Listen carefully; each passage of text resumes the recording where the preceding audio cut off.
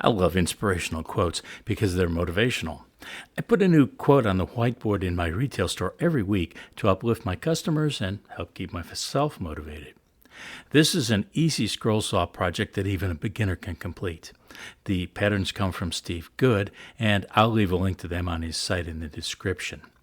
Steve created patterns for 10 sayings, but I'm only going to make 4 of them in this batch, and I'll cut just 1 in this video to give you tips you can use for cutting any or all of the patterns that you like.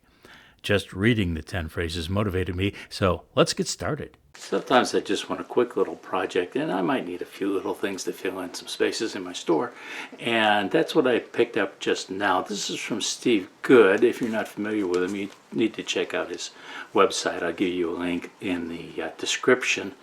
And this particular one is called 10 Inspirational Words, and there's 10 different words, obviously. The plan suggests 3/4 inch thick material. I'm going to be using oak, and this is how I'm going to do it.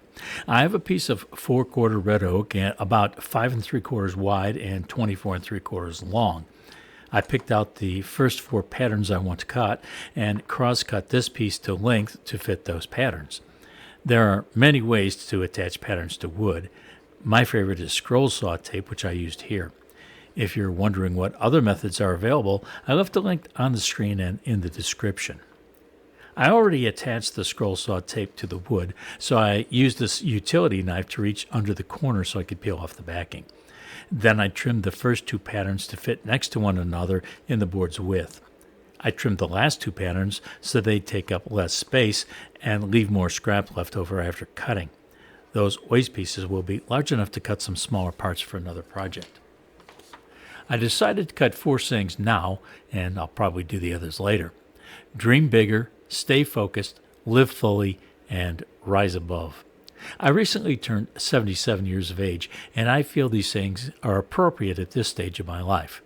I'm not the type who can sit around and do nothing. I want to keep busy as long as I can with meaningful activities that bring me pleasure and purpose. To make cutting more practical, I cut the board into 3 sections and drilled pilot holes at the drill press. Rise above seemed like a good place to start, as the phrase could apply to us many times. I'm only going to show how to cut this first phrase. That will be enough to pass along any tips and tricks you could use to cut any of the signs in this series. I counted 11 pilot holes for interior cuts for this piece, and I think cutting them will be easy enough for even a scroll saw novice. Before you start any project, you must decide what size blade, or blades in some cases, to use. I have hundreds, perhaps into the thousands, of hours of experience using a scroll saw and have developed some rules of thumb.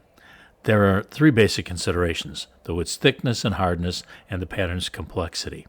Considering these factors, I decided on a number 9 Pegasus Modified Geometry blade.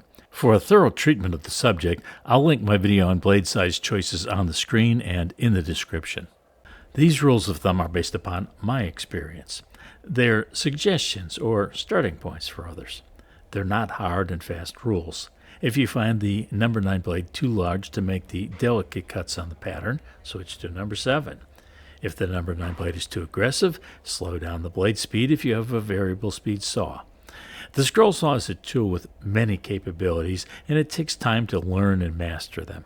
One of the primary purposes of the channel is for me to pass along my knowledge. The first few cuts were easy shapes. All I needed to do was follow the lines and let the blade do the work. Now I'm coming to a challenging cut with a very tight turn.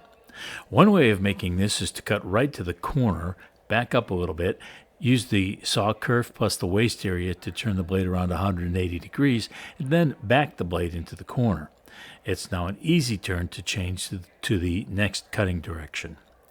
If you're ever having trouble making a cut, try to stay on the waste side of the line.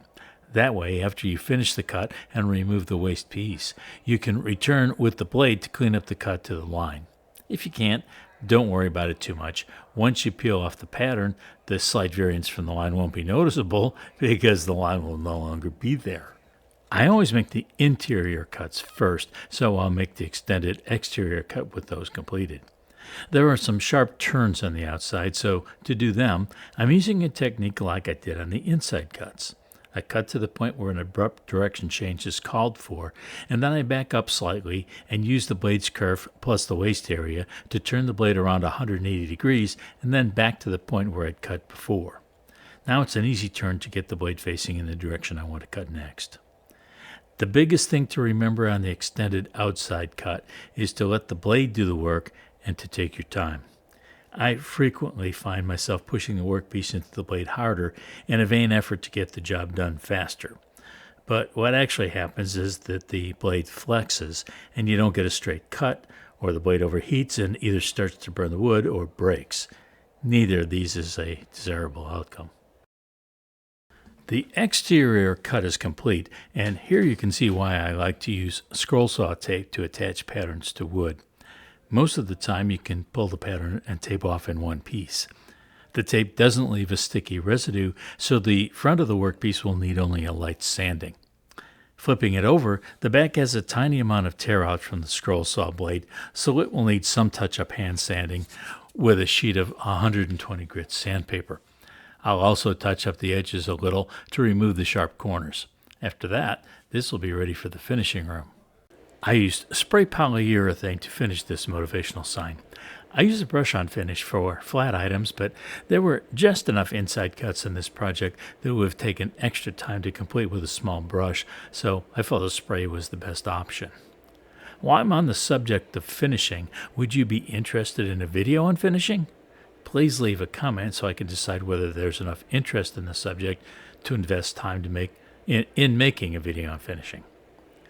I completed Noah's Ark over the weekend, and I should be able to wrap up editing soon, so be on the lookout for that large project. It contains a number of cutting and assembly tips that will be useful even if you don't build the Ark. Better yet, subscribe to the channel and hit the notification bell, and you'll be advised when the video is available. But you don't have to wait to see more scroll saw projects. 2 suggested videos to watch are on the screen now, and you can check my channel's playlists for a complete listing of the more than 200 videos I've made so far.